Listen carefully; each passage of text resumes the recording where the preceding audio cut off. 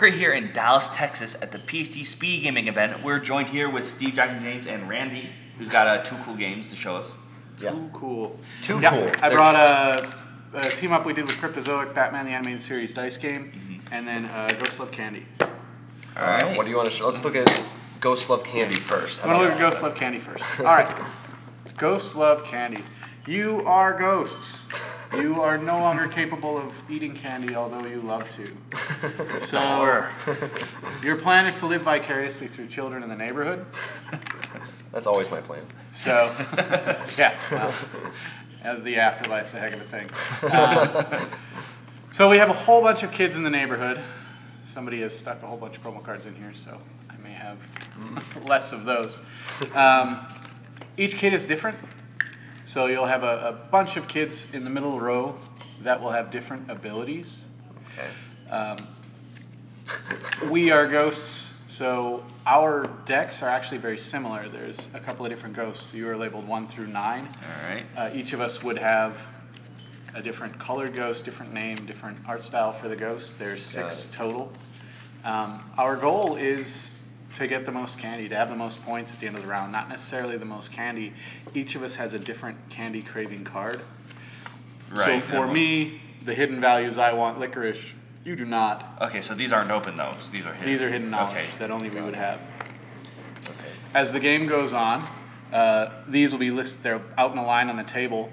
We will each secretly pick one of our ghosts and then play it face up. Whoever has the highest number, I believe, goes first. Okay. And down below, if you tie, we'll draw children off the top of the deck and look at their numbers down the bottom corner. Whichever number is higher solves the tie. Just a simple way to both seed the discard pile with kids and let you see a couple more kids throughout the game and immediately solve a tie. You place your ghost below a kid and you get the candy that was built up above them in the turn. So maybe at the start of the turn, every kid has a candy placed out on them at random. If nothing was taken from the last turn, a new candy would go out. Making them a much more attractive option. Right. So the first thing I would do is take the candy, unless the card said otherwise, and then I would resolve the stuff on the card. Right. I believe. Okay. And the things on the cards are any number of different abilities, but each kid is a little different. Some of them interact with the discard piles and things like that.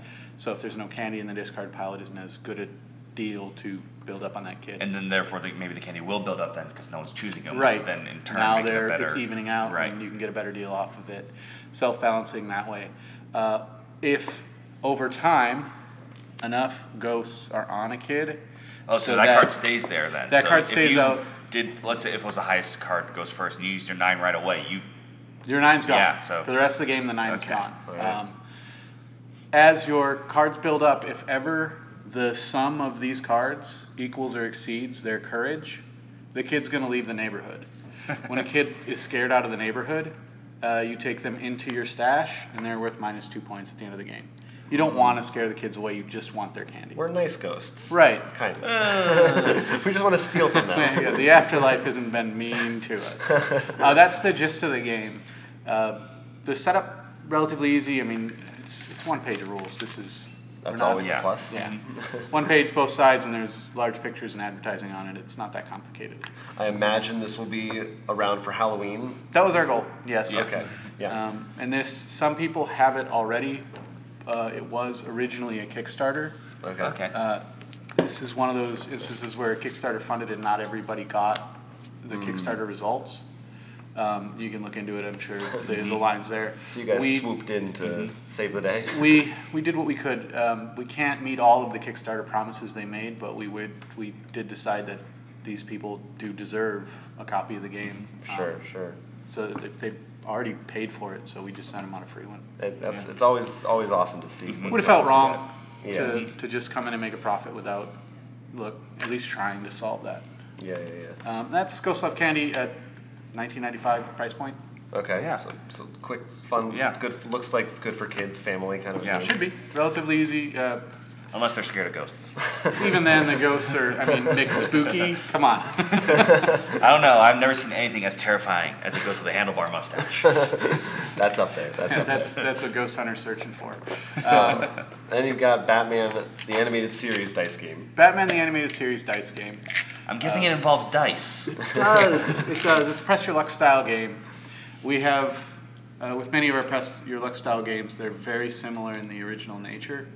This one has 10 dice in the cup, so you get 10 dice. When you get the package, you can see all 10 dice on the outside of the package. Okay. We have this yellowish gold color, the blue color, and then the white dice.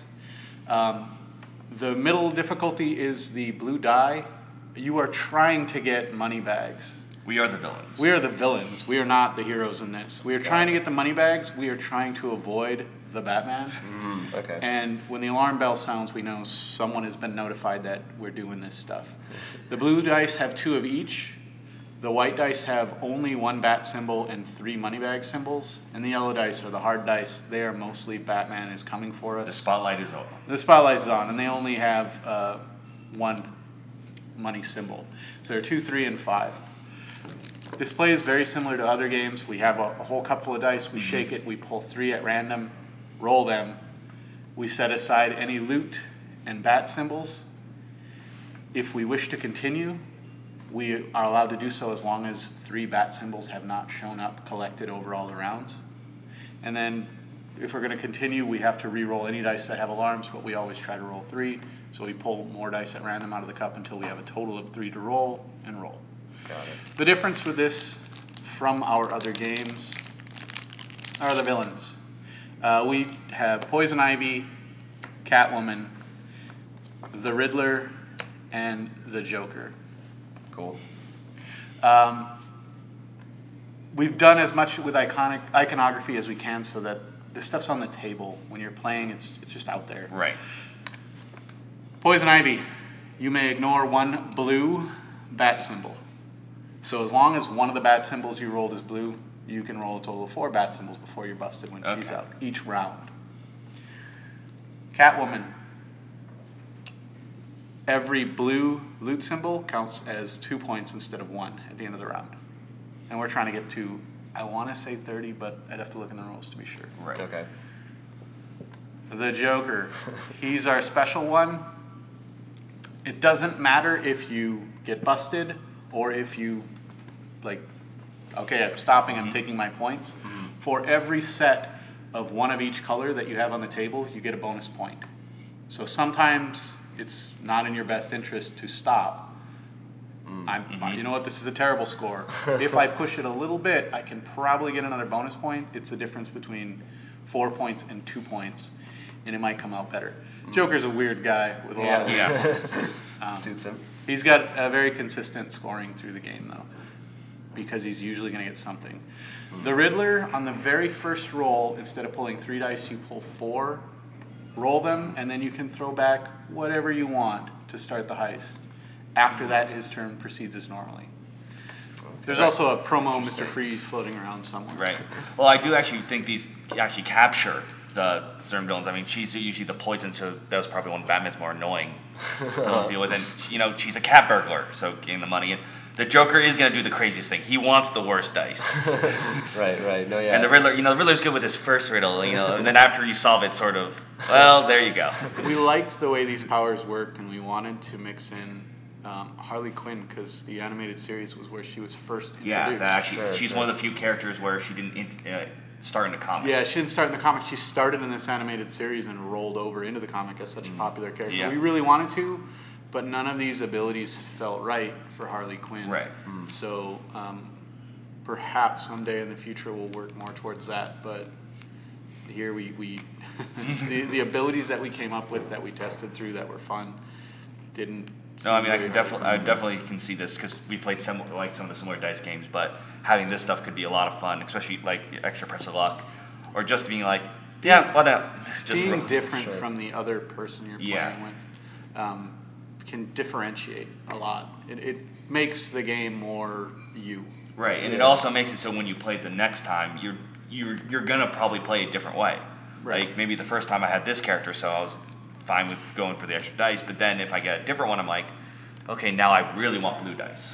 And each character tends to press your luck games have certain mentalities you will see at the table. Like the person who's just going to keep going no matter what. I think we know those kind of people. Yeah, I can make it. It's the dice are with the heart of the cards. Whatever they want to say, that guy is the joker.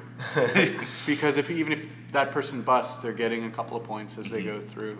And the slow and steady type mentality can sometimes fall more under the Riddler or Poison Ivy to get them to reach a little bit past where they would to feel comfortable. feel a little bit more comfortable. Yeah. Those different attitudes can be reflected. So there may be something there for you to help the game move along when you have that person who just is a certain way. Yeah.